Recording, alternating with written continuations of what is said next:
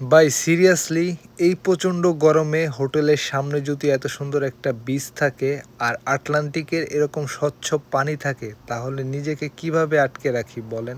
WhatsApp beautiful people, আসসালামু আলাইকুম। তো ঘুম থেকে উঠছি আজকে সকাল 10টায়, আস্তে ধীরে রিল্যাক্সে কাজে আসছি।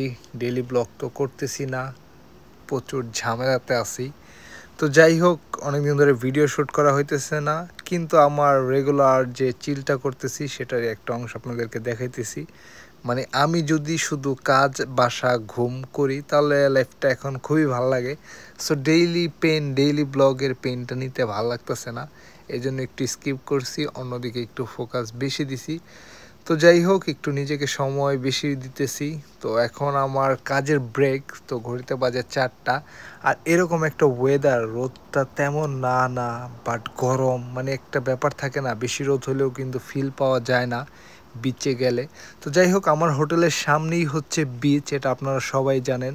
আর আমার 4টা থেকে 6টা পর্যন্ত একটা বিশাল বড় ব্রেক। সো ব্রেকে আজকে লাঞ্চটা করেই চলে আসলাম বিচে। আর এই যে হচ্ছে আমার ফেভারিট একটা কফি বার, এটা ফুনচালের শেষ প্রান্ত, আর হচ্ছে প্রায় ফর্মোসা এই বিচটার নাম। তো ওইদিকে হচ্ছে আমার হোটেল, আর ওইখানে একটা ন্যাচারাল সুইমিং পুলও আছে। সো যেটা হচ্ছে পেস্তানা গ্র্যান্ডের রাস্তাটা, আর ওটা হচ্ছে দোকা দো কাবাস্কা, ওই সুইমিং পুলটার নাম। ওইখানে গোসল করতে 5 ইউরোর মতো লাগে। তো এর আগে আমার ড্রোন শটেও হয়তো ওই সুইমিং পুলটা আপনাদেরকে দেখাইছি। আর আমি এই পাশটা আসার কারণ হচ্ছে এই পাশটা একটু রিল্যাক্স থাকে। আমার পিছনে যে সাইডটা আছে দোকা দোকা বাস্কার, ওই নিচের সাইডটা, ওইখানে প্রচুর মানুষজনের ভিড়। আর যেখানে হচ্ছে আমার ভাল লাগে না, আমার একা। আর এই দিকটা বেশি পছন্দ, কারণ এই মাঝামাঝি ব্যাপার জায়গাটায় মানুষজনের ভিড় হয় কম। সো যাই হোক, এখানে একটু ফাঁকা জায়গাটা পাওয়া এখন কষ্ট হয়ে গেছে, কারণ ফুল সামার, প্রচুর গরম, আর মানুষজনের ভিড়ও একটু বেশি হয় এখন। আর ওয়েদারটা দেখতেই পারতেছেন, ওইরকম জ্বালায় ফেলার মতো রোদ না, খুবই একটা দুষ্টু মিষ্টু ওয়েদার। তো যাই হোক, আমার ড্রোনটা বের করলাম, কিছু শর্টস নিলাম, আর একটা টাইম ল্যাপস দেখলেন, আমার আস্তানাটা গাড়লাম। এরপরে সুন্দর করে ড্রোনটাকে দিয়ে কিছু শর্ট নিতেছি নিজের। আসলে একা ঘোরার মধ্যে যে ড্রোনটা কতটুকু হেল্প করে, এটা আপনারা এই শর্টগুলা বা আমার ভিডিওগুলা বা আমার রেগুলার ব্লগগুলা দেখলে আপনারা বুঝেন। সো ড্রোনটা আমার একাকিত্ব ফিল্মিংটাকে খুব বেশি সুন্দর করে ফেলছে।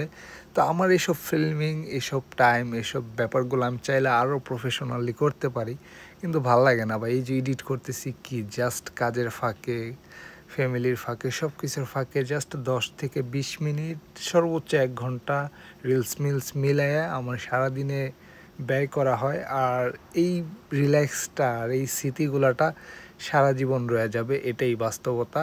তো যাই হোক, পাশেই বিচের পাশে হচ্ছে আপনার মিঠা পানি ছিল, যেখানে গোসল করার জন্য ন্যাচারাল পানি। তো ওইটাতে গোসল করলাম, দেন বিচে কিছুক্ষণ শুয়ে রইলাম টাওয়ালটা মাথায় দিয়ে। তো শুয়ে যেহেতু এক্সট্রা ব্যাটারি আছে ড্রোনের, তো ভাবলাম আরও কিছু ড্রোন শট নেই। তো ড্রোন শট নিলাম। এরিয়াল ভিউটা গাইছে এক কথায় জোস ছিল, আপনারা লাইক দেখতেই পারতেছেন। আর আজকের দিনের এটা হচ্ছে সেরা ভিউ গাইস, লিটারেলি আমার ক্যাপচিং করা সুন্দর ভিউগুলোর মধ্যে এইটা হচ্ছে একটা। সো ড্রোন শটের মধ্যে সেরা আজকে একটা ভিউ পাইলাম, লাইক প্রতিটা অ্যাঙ্গেল থেকে ওই ভিউগুলা খুব বেশি ভালো লাগতেছিল। সো ভিডিও বেশি বড় হয়ে যাবে, এই জন্য আমি বেশি ক্লিপ দিলাম না, জাস্ট আপনাদেরকে 2-3টা ক্লিপই দেখাইলাম। বাট ভাল লাগে ড্রোনটা, আমি ট্রয় হিসাবেও এনজয় করি। আর এই যে ডানে আমার হোটেলটা দেখতে পারতেছেন, আমি এখানেই জব করি। সো যাই হোক, এতটুকুই ছিল আমার সংক্ষিপ্ত 2 ঘন্টার ব্রেকে, 1.5 ঘন্টার রেস্ট প্লাস আপনাদের সাথে গল্প। সো ডেইলি অ্যাক্টিভিটিগুলো এখন একটু অফ রাখছি। আর আমার 30 দিনে 10 কেজি ওয়েট লস চ্যালেঞ্জে আমি হেরে গেছি গাইস, কারণ চারিদিকের স্ট্রেসে আমি ওটা নিতে পারি নাই।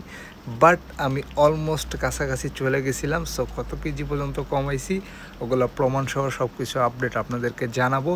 তো যারা আমাকে ভালোবাসেন, আমার ভিডিও দেখেন, সাপোর্ট করেন, আমার ইউটিউব চ্যানেলটা অবশ্যই সাবস্ক্রাইব করবেন। So thanks for watching guys. Limon এখন আসছে, দেখা হচ্ছে নেক্সট ভিডিওতে। সে পর্যন্ত সকলে ভালো থাকেন, সুস্থ থাকেন। টাটা, গুড বাই, আল্লাহ হাফেজ, take care, love you guys.